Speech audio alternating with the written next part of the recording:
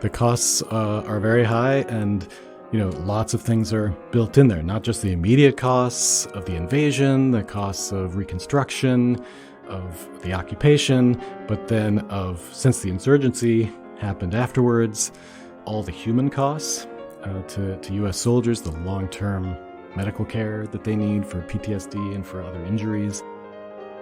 I'm Hyemin Han, Associate Editor at Lawfare, and this is the Lawfare Podcast, October 12th, 2022.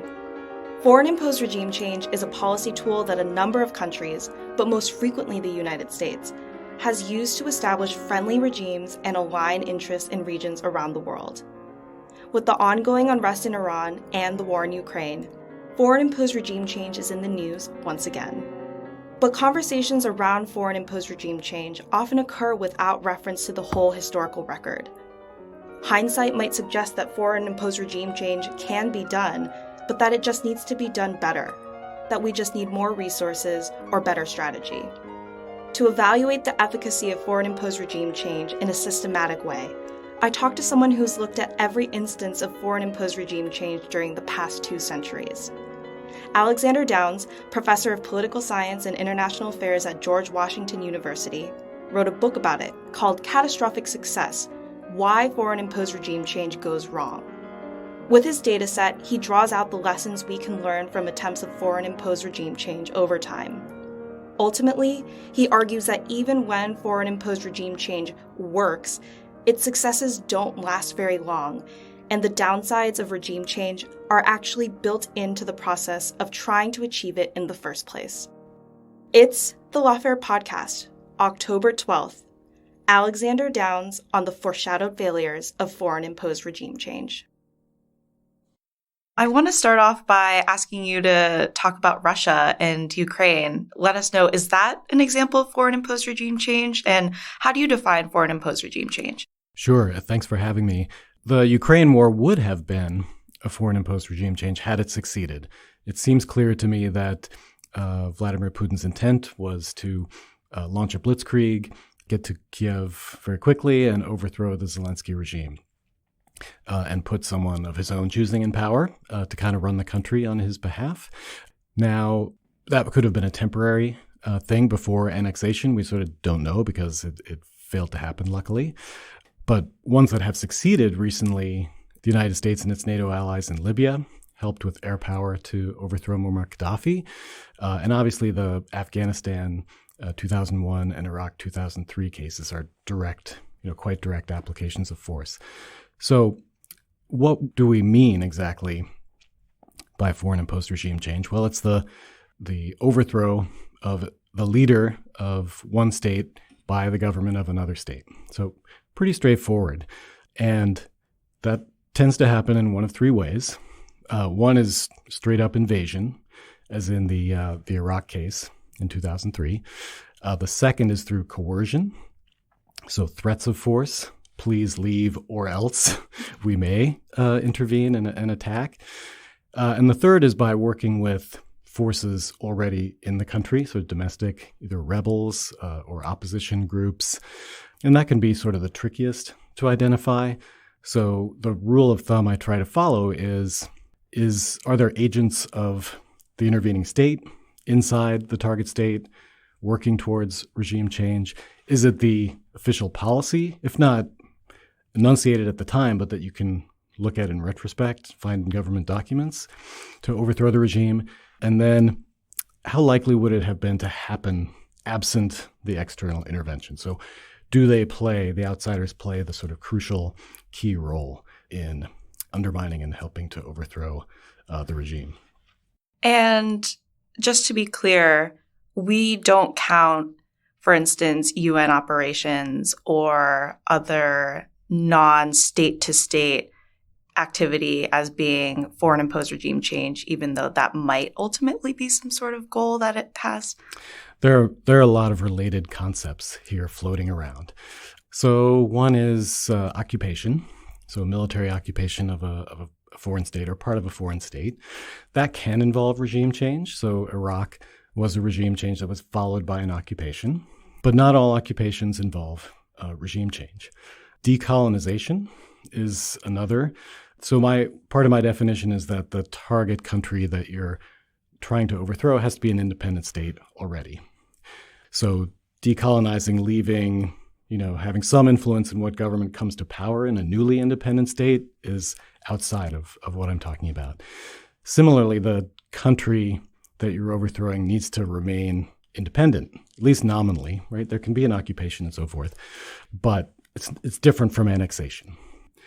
And then, humanitarian interventions or UN interventions, peacekeeping, these are usually unlikely to involve overthrow. The UN is, its key watchword is neutrality, and it's often there at the invitation of the government.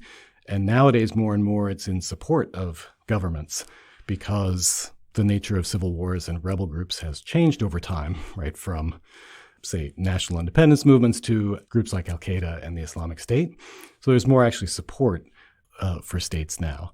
You can also intervene in support of rebels, which can sometimes amount to foreign-imposed regime change, depending on the extent of the involvement. And what kinds of regime change do you talk about? So I divide them into three types. The most common and the least costly, it's most common because it's least costly, is simply to remove whoever the leader is and put your own leader, the one that you've chosen to take power afterwards, and not really pay much attention to the institutions. You don't try to democratize the country, for example. You don't intervene extensively in its institutions. You simply kind of swap out one leader for another. That's about 60% of the cases. The second type involves institutional development.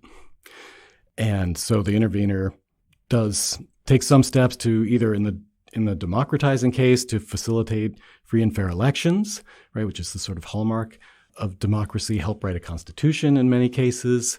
So that's a democratizing one, but you can also develop institutions in a malign direction. So when the Soviet Union intervened at the end of World War II to create a sphere of influence in Eastern Europe, it installed its system, which had a set of institutions headed by a Communist Party, a Politburo that dominated society, and a set of repressive institutions to tamp down any resistance in society. So there's two directions that institutional development can go, democracy and not democracy. And the third type is what I call restoration regime changes. And that involves putting a leader who was just removed, like the most recent leader, previous leader in the country, back in power. And those can be more stabilizing, right? Because it's an ally. So at the end of World War II, the Nazis had thrown out a bunch of governments in Western Europe. Earlier in the war, the United States, Britain come in, and those governments had been in exile in various places and put them back. And that's a restoration. The 1994 operation in Haiti that brought back Jean-Bertrand Aristide, also a restoration.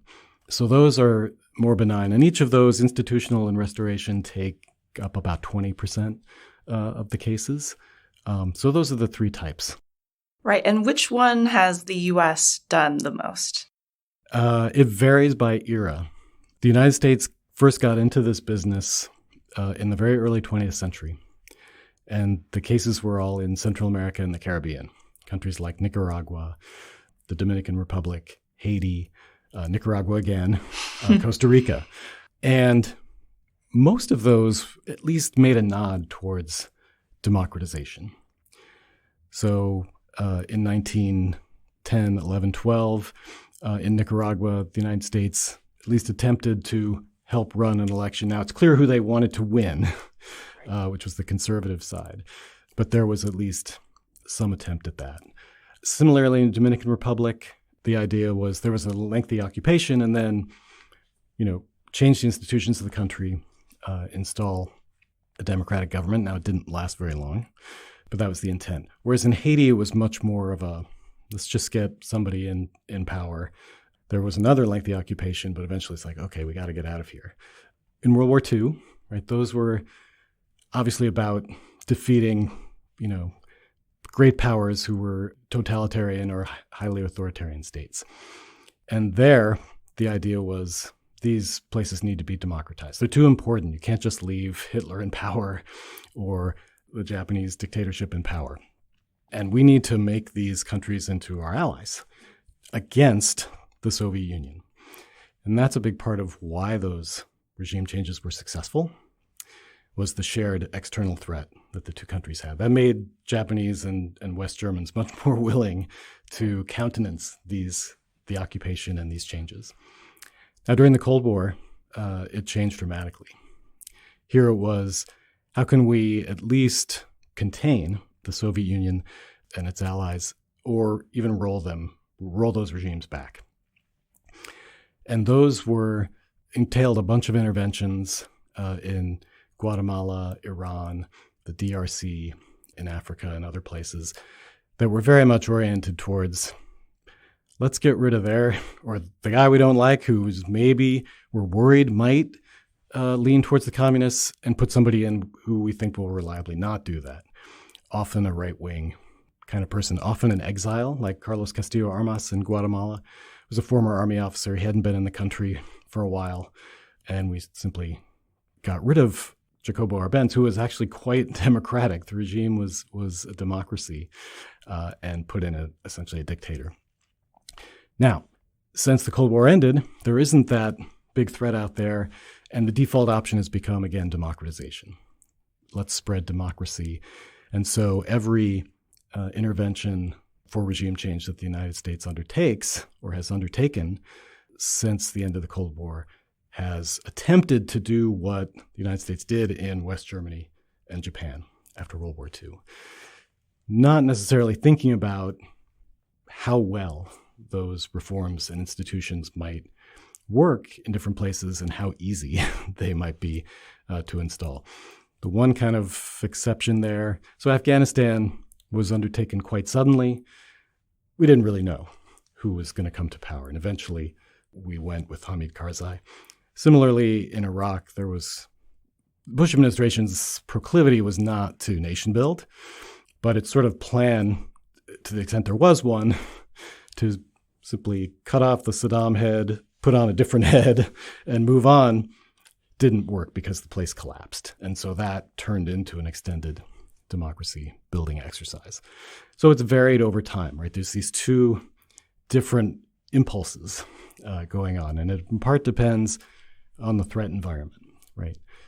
Do you think your adversary, typically the Soviet Union, is making inroads or might move into a certain place? You try to block that by putting in your own leader. Right.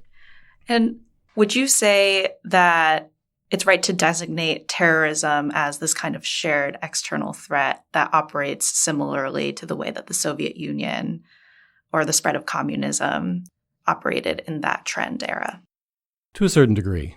And it's the propensity of regimes to harbor or support terrorism that after 9/11 became perceived as an enormous threat for obvious reasons, right? There was a terrible, horrific attack on September 11, 2001 that really brought about a sea change in the way the United States perceived terrorism, because there had never been such a large attack on the U.S. homeland.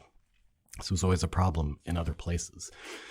And so regimes that were perceived to be facilitating terrorism, harboring terrorists in the case of the Taliban, had targets on their back. Now, the Taliban, it was clear, they decided not to hand over Osama bin Laden and paid the price.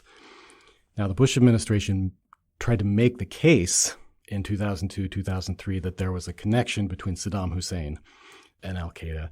Pretty tenuous, but it was the sort of 1% doctrine. If there's a 1% chance that Saddam gets a nuclear weapon and hands it over to terrorists, that's too much. We have to treat that as a certainty. Now, whether he was going to get a nuclear weapon or turn it over to terrorists, I think was highly questionable. But that was the justification. Now, I don't think it was warranted by the facts that we've learned. So that, for a time, was a guiding light. Gaddafi was an exception to that, actually. I mean, he had supported terrorism for a long time earlier on, but he actually both gave up his potential nuclear weapons program shortly after the overthrow of Saddam, and had pretty much dialed back on his support for international terrorism. And the United States and its allies went after him for a very different reason, which was the humanitarian argument. Now that's died down recently because, again, the threat environment's now changing, right? We're returning to kind of great power competition. And it remains to be seen whether either side, the United States or China, would engage in this behavior to try and promote friendly regimes, get rid of hostile regimes. And so how do you define success in regime change? Well, there's two ways. One is whether the immediate operation succeeds. And it doesn't always. There's tons of examples of failures, both overt, open, say in 1956, the British-French attempt to get rid of Nasser in Egypt, and covert. We know from Lindsay O'Rourke's great book, Covert Regime Change, that the United States attempted about 63, 64 covert regime changes, and only about a third of them actually succeeded in replacing the regime. The rest failed. So that's the initial stage. Does it succeed in overthrowing the leadership? Then you can define, success as creating a reliable, faithful ally that sort of does what you want, that doesn't face civil war or threats of violent removal, like will remain a friendly state. And it's those areas where proponents of regime change tend to underestimate the pushback that their chosen leaders might face domestically. Can you tell us a little bit more about the types of pushback we see? Is it generally military-based or through protesting or through other means? And how does that change the way that that leader is able to then carry out the initial wishes of the intervener? Sure. So my research, I kind of make the argument that the simple idea of regime change is quite appealing. Here's a leader or government that is undertaking some behavior that's contrary to your interests. You decide, I don't feel like negotiating with them anymore. I'm going to replace them. And that's typically a behavior that a great power can engage in, although not exclusively. But when there's a big power differential, the opportunity is there. It's less costly to undertake. So the assumption there's two assumptions. One is that you can replace the leader or government without causing the state to collapse. And the second assumption is that there's no countervailing force that would prevent that leader that you put in from doing what you would like them to do. And so my book talks about both of these. The first is what I think the military is the key institution. If the military collapses upon attack by the outside power, that tends to, rather than sort of surrendering in an organized fashion, that creates the conditions for an immediate insurgency because the army, 100,000, 200,000, however many people it is, takes their guns and flees to the mountains, to the forests, across an international border, and is sort of, the key ingredient for, say, if the leader gets away and wants to rally them, think, say, the Khmer Rouge regime in 1979 when it was overthrown by Vietnam. Pol Pot and his coterie of Khmer Rouge flee to Thailand and rally the forces and return to wage a decade-long insurgency. So military disintegration is a key factor that can breed immediate armed resistance. So it can either be the same leader that you overthrew, or it can be another person from the same regime, right? So Saddam was not leading the resistance in Iraq, but there were plenty of other Ba'athist military officers available to do that. And the insurgents in the beginning, in the first few years, were heavily drawn from the Iraqi military. Now, the other thing that can go wrong is a different kind of domestic pushback. So I call this, it's a form of a principal-agent problem, and I call it the problem of competing principles because it means there's two principles trying to control the same agent, the outside power and the domestic population. So what's a principal-agent problem, you might ask? So this is simply when there's a person or a party that is trying to, say, hire another party to do a job for them. So the simple example I like to give is my gutters are jammed at home, and I want someone to come clean them. I want them to do a good job. I want them to get rid of that big clog in the downspout that's causing them to overflow. I'd like them to come quickly. I'd like them to do a good job. I'd like to not pay a lot of money. Those are my interests. The agent would like to sort of, come on their own time, get rid of the leaves, but not work too hard, get well paid to do that. So there's an interest asymmetry built into the situation. Another example is my dean at the Elliott School, who is my boss, right? My principal. She would love me to teach great classes, do great research, do all these things. But, I'd like to stay home in my pajamas and not work that hard and teach my classes remotely, teach the same syllabus 25 years in a row. There's some interest divergence there.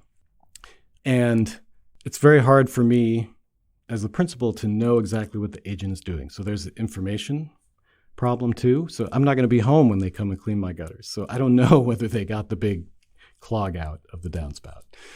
The agent might also not be of high quality. It's hard for me to screen. I just look up who's the gutter cleaner in the area. I don't know. So the agent might not be very good. So there's all these problems built in.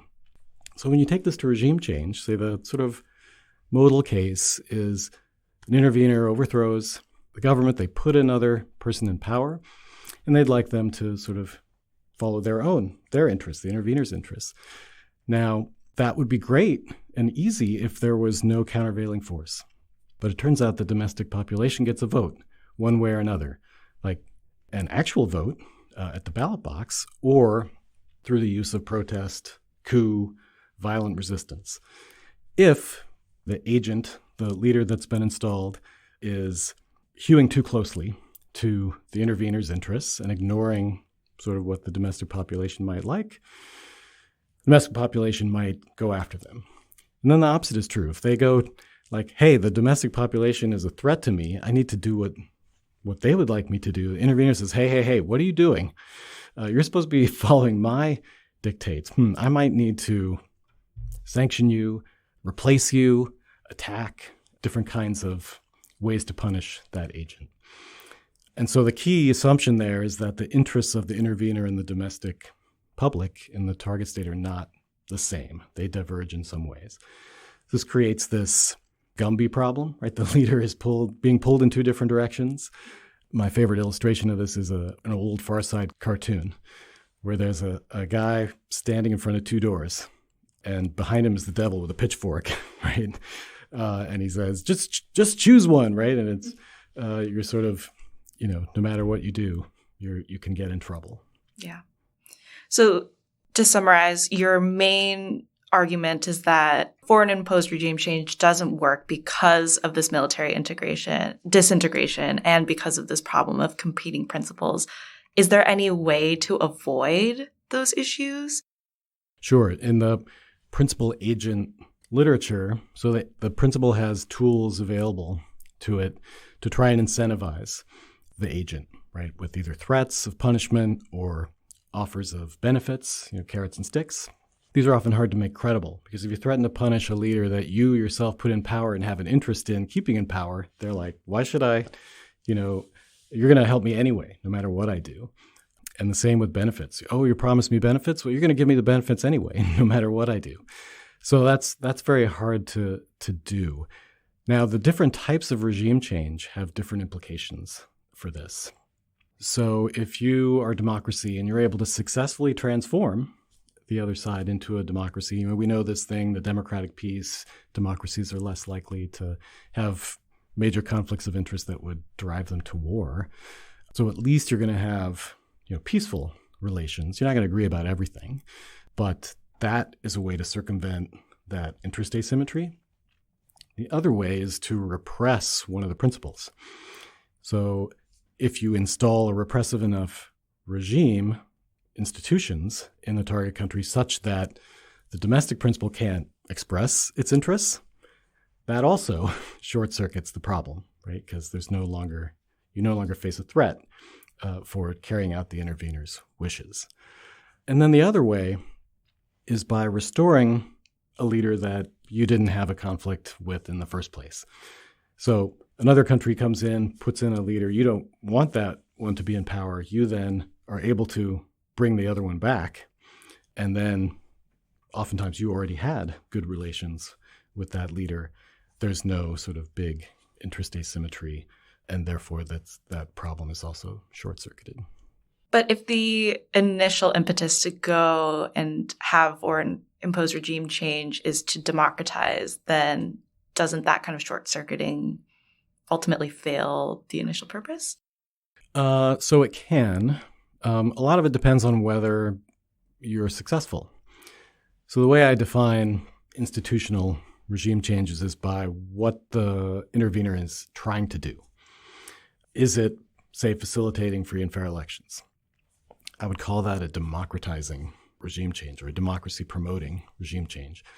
It's not whether it's successful, and it may not be successful, and it tends to not be successful sort of systematically in certain kinds of places. Those places being very poor, very heterogeneous, ethnic groups that are in conflict with each other. Those are much harder places for democracy to succeed, where there's also a lot of corruption and things like this. And so the problems of regime change tend to manifest in those places: Afghanistan, Iraq, Libya, right? And lots of other places in addition. Where democratization is successful, which tends to happen in richer countries, established middle class, economically better off, homogeneous populations, read Germany and Japan, then you can also short-circuit that interest asymmetry. The problem there, of course, the catch is to do that against a very rich, powerful country involves fighting a really huge war. And so if you are willing to do that, you might have success. So it's kind of a paradox, right? Regime change is more likely, or democratization is more likely to be successful where it's very hard, and less likely to be successful where it's much easier, or where the costs are lower. Right. The figure was something like $3 trillion for regime change in Iraq. The costs are very high, and lots of things are built in there. Not just the immediate costs of the invasion, the costs of reconstruction, of the occupation, but then since the insurgency happened afterwards, all the human costs to U.S. soldiers, the long-term medical care that they need for PTSD and for other injuries, the costs really pile up. It strikes me that the two main reasons you say foreign imposed regime change fail are potentially something that is a bit obvious, or something that lawmakers and policymakers should have guessed would happen. So why do you think we keep on going and doing this over and over again, in spite of the fact that you can kind of tell that if someone external to your state tries to influence in such an intimate way, the outcomes are probably not going to be great? This is a great question, and one that I think about a lot, and a lot of people ask about. The United States, after all, has overthrown 33 individual leaders over a span of 100 and 120 years or so. And other countries similarly have done this repeatedly. And you'd say, oh, well, having read my book, they see that you can have a lot of negative consequences, or even from their own experience. They see the British, after all, invaded Afghanistan 3 times and did regime changes in 2 of them, and they were utterly disastrous for the immediate and longer term consequences. Right. By the time we went in, it was the 6th time, right? Yes. So the British a couple of times, and then the Soviets went in 1979 and changed the regime, and then changed it again. And then the United States comes along and does it too. So why does this keep happening? One reason is that leaders tend to focus on the short term, right? They focus on how are we going to affect the regime change, which often involves a very complicated military operation, for example. Or where are we going to find the person to do it? How are we going to get it done? And so there's a sort of myopia, that short-term thinking that says we need to focus on the way, and then things will sort of work out afterwards. This was if folks remember, before the invasion of Iraq, General Eric Shinseki went before Congressional Committee, and they were trying to get out of him, like, well, how many troops do you think will be needed? And he was doing his best to dodge this, but he eventually said, we're going to need a few 100,000 to pacify the place. And a day or two later, Paul Wolfowitz comes along and says, that's a wild overestimate. That's way out. Why would it take more troops to occupy Iraq than it would be to overthrow Saddam in the first place? So there's this sense that once you do it, you'll get someone that you want and things will work out. So that involves an underestimation of, or a lack of appreciation of that the interests in a target population might not be the same as yours, and that there won't be any pushback against that leader. A second reason is that the information that the intervener is getting about that precise thing, like, is regime change going to be welcomed? What will be the attitude of the population afterwards? Is systematically biased. Often that you don't have a good window into opinion in a foreign state, especially 100 years ago. And the information you're getting is coming from parties who want you to undertake regime change. Many of those can be exiles. The picture on the front on the book cover is the execution of Maximilian, who was an Austrian archduke who was talked into taking over the Empire of Mexico by Napoleon III. Now, where was Napoleon III getting his information? Conservative Mexican exiles who were whispering in his ear, oh, yes, Mexicans will welcome a monarchy. There's lots of support for this back home. Fast forward to 2002, 2003, Ahmad Chalabi is an exile who's providing a lot of information intelligence to the Bush administration about how things will likely go. And this is something you see over and over again, right? There's exiles, interested parties, who in some cases want to be the leader themselves, providing that information, and it's biased in favor of it becoming a rosy scenario. In the U.S. case, I would say many, if not most, leaders have the wrong software in their head. They have the West Germany, Japan scenario, and they say, hey, those countries were totalitarian, they were not good candidates for democracy, and yet it succeeded there.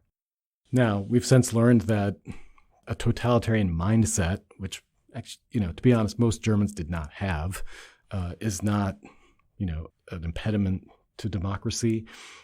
There are certain foundations for democratization that those countries had, which a lot of other countries lack. And so it's this idea that, well, if it worked there, it can work here, without an appreciation of the differences. And there have been some really great articles written since the invasion of Iraq saying, well, let's compare the conditions in these places and why you wouldn't expect, to work here if it worked there. Now that's, most policymakers are not reading academic journals and, have that kind of information at their fingertips. They have mental models, they have precedents, they have analogies in their heads about what works and what doesn't. And so that, I think, is partially responsible. And what about this idea that we might have a moral imperative to do foreign-imposed regime change anyway, for instance, through this idea of responsibility to protect or genocide prevention, mitigation? So yes, this is a relatively recent development. If you look at the history of regime change, it's generally not undertaken for humanitarian reasons. So ending a genocide was a happy side effect of defeating Nazi Germany, but it was not the reason that the Allies wanted to defeat Nazi Germany, is because they're an incredibly powerful state taking over Europe, trying to take over the Soviet Union, and a very hostile state. There's a couple of other interesting cases, both in 1979, when Vietnam attacked Cambodia to remove the Khmer Rouge.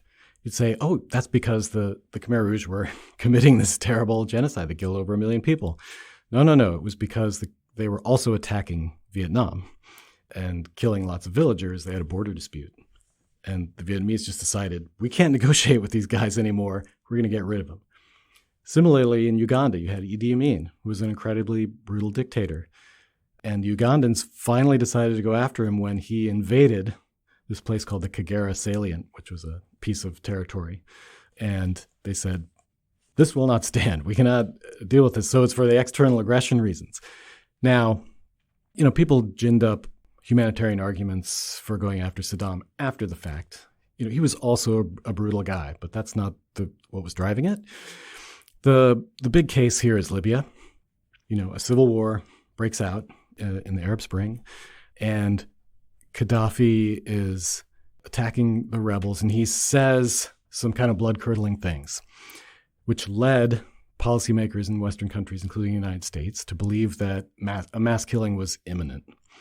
And so the idea was, we have a responsibility to protect, right? This idea that has arisen slowly, but over time, especially in the last 10, 20 years, that if a government is either can't, won't protect its own people, or is actively exterminating them, that the international community has this responsibility to intervene and stop that. Now, as we all know, that's applied quite selectively. No one's intervening in China to stop the imprisonment of the Uyghurs, or intervened in Rwanda and various other places. But this was a case that was both seemingly morally compelling, and everybody hated Gaddafi, right? He'd been around for a long time. He'd supported terrorism, the Lockerbie bombings, all this terrible stuff. He tried to get nuclear weapons. No, there was nobody who was going to defend this guy. And so the temptation was there, and there was a reason, a seemingly morally compelling reason to do it. And so that removed any sort of impediment. Similarly, in Syria, humanitarian arguments were made there as well. Unfortunately, another less morally motivated pair of countries intervened on the side of the government, and the United States was not willing to pay, and its attempts to organize the Syrian resistance were pretty ineffective. So that has become, and may, we don't know, may continue to become a compelling reason to do these. I mean, I would argue they will not happen absent some other interest in the outcome, and lots of countries were really happy to see the end of Muammar Gaddafi, but they weren't willing to invest anything afterwards to deal with the aftermath, which was quite disastrous. Now, we don't know. The international environment is changing again, and the United States was perfectly willing to engage in regime change during the Cold War when it had a big adversary that it perceived as a mortal threat. So it's hard to know, whether the R2P motivation will be a strong one in the future. And if it is, it will be selectively applied against weak states. But you would still argue that even if there exists some legitimate moral imperative, foreign imposed regime change is not the tool that policymakers should use to try and effectuate change there. It may solve your immediate problem, right? Now, there are some who argue that the Gaddafi's threats were sort of overhyped. He didn't actually say he was going to exterminate civilians, only those who were resisting. Okay. But there was some bad things were perhaps probable and likely to happen. And the intervention stopped that, right? And drove his forces back and eventually helped defeat them. They were basically the Air Force of the rebels. And yet, what happened afterwards? There was no boots on the ground, so to speak. This was cheap and easy. Let's do it with air power. We learned from Iraq, we don't want to send a lot of ground forces because that will breed resistance. Here, you did the opposite, but that forfeited any influence you might have on the ground. And so there was diplomatic talking, but the place fell apart into competing factions. There were competing rebel groups from different regions. The Islamic State then got a foothold in the country. Gaddafi's vast armory of stockpiled weapons disappeared to all kinds of armed actors, went south into Africa, helped facilitate Al-Qaeda and Islamic State rebellions in other states. So while it can solve immediate problems, oftentimes it leads to quite different problems. And so, you have to sort of weigh that in the balance. And in a case where you're going to intervene for humanitarian reasons, there's got to be follow-through. or else, the places these things are happening are generally kind of basket cases. In the case of Gaddafi, he'd been dictator for 40 years and systematically eliminated anybody capable of basically running the country and without him. So the place had been hollowed out. And when he was gone, guess what? Right? It collapsed. Is there a better tool that policymakers could use instead of foreign imposed regime change, especially given that in some areas of the world, it seems like it's not going to be likely that the U.S. is going to want to leave it alone completely, especially, for instance, the Middle East? It's another great question. And it's a natural question. You say, okay, well, you've shown that there can be all these negative consequences of regime change, and it doesn't always help you, even if it doesn't lead to the immediate overthrow of your chosen leader. It can generate pushback that can threaten their regime or prevent them from implementing policies that are friendly to you.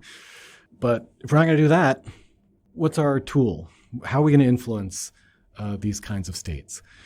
And the answer is there's no easy answer, right? Look at the different options. There's diplomacy. So think of Iran in this context. Do you negotiate with the Iranians on various questions, say the nuclear weapons threat, or not, and try to replace the regime? Now, people make arguments on both sides, but the attempt to sort of deal with them by negotiations was immediately criticized because it didn't cover everything. Right? It didn't cover the ballistic missile threat. It didn't cover support for terrorism. And yet, the United States made all these kinds of similar agreements with the Soviet Union, which was far more dangerous than Iran is or ever will be. So the sort of piecemeal or partial agreements with countries like this often get undermined domestically. And we saw when a different government came to power, they tore up the agreement. So diplomacy, has its drawbacks. Can we put sanctions, economic sanctions, which are our favorite tool to coerce other states? And we use it incredibly frequently now. That has a really mixed record of success. Different studies have sort of found different rates of success, but somewhere between 5% and 30 to 40%. And you can argue in particular cases, maybe it helped bring the Iranians to the table and so forth, but it's not reliable. Okay, can we use threats to compel another country to change its behavior, stop doing something that we don't like? So threats of force, threats of intervention. These two are not reliable. They succeed, a quarter to a third of the time in getting compliance from the other side. So, and those are just, those are a handful of your options, and none of them are there's no magic bullet out there. They each have some kind of marginal chance of getting some change in behavior. But the question is, okay, what are the costs if it goes wrong? Regime change has the potential for really huge costs. And in a lot of cases, the interests at stake are not enormous. There can be disagreement on this, like how big of a threat was Saddam Hussein? Unclear, right? Some thought he was a huge threat that needed to be eliminated. Others were like, no, you can contain Saddam. It's not that big a threat. But whatever you thought, like what we got afterwards, given what we discovered, that there was no real nuclear weapons program anymore, and we paid $3 trillion and get bogged down in a quagmire, that may not be worth the cost. So how bad is it going to fail what are the costs of failure if it fails? And that tends to weigh against regime change. Not every time, of course, right? Not every regime change goes wrong, but it's something you really need to take seriously, especially when it's always going to be a temptation for the United States. The United States is a very powerful country. It can undertake these options a lot of times, but you may not always want to. Other options are imperfect, but they're usually worth a try. What's your assessment on the future of foreign imposed regime change? Who's going to be the next one to do it? Is it going to be us again? I would love to think that. The lesson of Afghanistan and Iraq, especially Iraq, was shouldn't do this anymore. But it turned out the lesson was, you should just not do it in this way, which was, a large ground force presence that helped breed resistance and so forth. And hence you got Libya, which was an air power option. What I see looking over the last couple decades is anytime something happens, civil war breaks out, a brutal dictator is doing something we don't like, the president says something like, Muammar Gaddafi's got to go, right? He needs to leave. Bashar al-Assad, he needs to go, right? And then Biden's infamous, Vladimir Putin, he needs to be gone. Which he later clarified, but yes. Right. The aides came running out and spun it so that this was consistent with U.S. policy, which was not oriented. Sure, everyone would love it, or most people would love it if Vladimir Putin disappeared tomorrow, but that's not likely to happen. And so how do you deal with these folks? So given the temptation and proclivity to, especially you can make the argument spreading democracy and opposing tyranny and all these things that are quite important to us now. So push in that direction, plus the power differential in most cases pushes in that direction. So I can't rule it out, the United States doing it again. Don't have a good prediction right now. I don't think we're going to do this in Iran. Iran is a country with about 3 times or more the population of Iraq, got a very entrenched regime, heavy instruments of coercion. How would you get it done? Very hard to figure how you would do this because nobody wants to invade Iran. Could you assassinate the leader? Sure, but another similar leader may very well come to power. So I don't see that as imminent. Russia, hopefully, it's hard to say. Like you would think Russia, Vladimir Putin would be chastened by what has happened. He thought this would be a 2-3 day thing. Get to Kiev, boom, bye-bye Zelensky, problem solved, right? He again did not think about Ukrainians get a vote, right? They'd already overthrown 2 pro-Russian leaders, right, in the past 20 years. So that the sentiment there is obviously, miles apart from his. But he's doubling down, right? He's really going after it. And he may be less able to do this elsewhere, but there are, other logical targets if he somehow pulled it out. Now, I don't think it's likely because he's going to be very much weakened. He's mobilizing 300,000 people. They don't want to be in the army. They're running for their lives across borders to get away from this. He's bringing in people that are not his core constituency, so ethnically diverse folks from Siberia who don't want to be fighting there. They're not going to be trained. It's not going to turn the tide. I think the big question is the U.S.-China competition that's already started and is coming. China, by the way, has not carried out a single case of regime change. Their desire to reunify Taiwan, in their view, is not regime change. Right? Taiwan is part of China. Others view that differently, right? And say Taiwan is an independent state, it has its own government, But that's a very different assessment, right? And China says, "Why are you meddling? This is our business, right? This is our part of our country."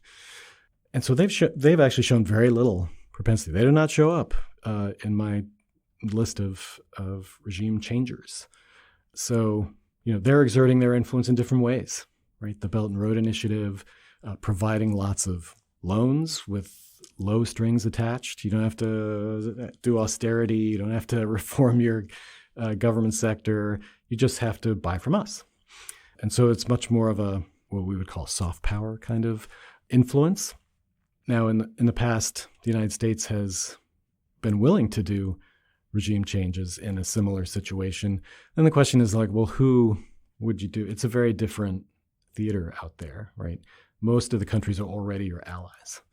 And in my view, we're not going to go after North Korea. Not that that's that related to the China question, but Japan is in our corner, Philippines off and on, Australia, New Zealand, countries, on the continent, Thailand and other places China is the proximate threat to them. their natural inclination is going to be to balance with us. Even though we're the more powerful country, we're 5,000 miles away across a huge ocean. So the propensity for regime change there, I don't think is big unless, a key ally tries to reverse, but I don't really see that happening. So it may be, in minor power disputes between smaller countries, but I don't see imminent cases on the horizon. And that's probably for the best. Yes, it's a good thing, most likely. Well, thank you so much. This was great. Thanks very much. I really appreciate you having me. The Lawfare podcast is produced in cooperation with the Brookings Institution. You can get ad-free versions of this and other Lawfare podcasts by becoming a Lawfare material supporter at patreon.com/Lawfare. You'll also get access to special events and other content available only to our supporters. Please rate and review us wherever you get your podcasts. Look out for our other podcasts, including Rational Security, Chatter, Allies, and The Aftermath, our latest Lawfare Presents podcast series on the government's response to January 6th. You can check out our written work at lawfareblog.com. The podcast is edited by Jen Pacha-Howell, and your audio engineer this episode was Isabel Kirby McGowan of Goat Rodeo. Our music is performed by Sophia Yan. As always, thank you for listening.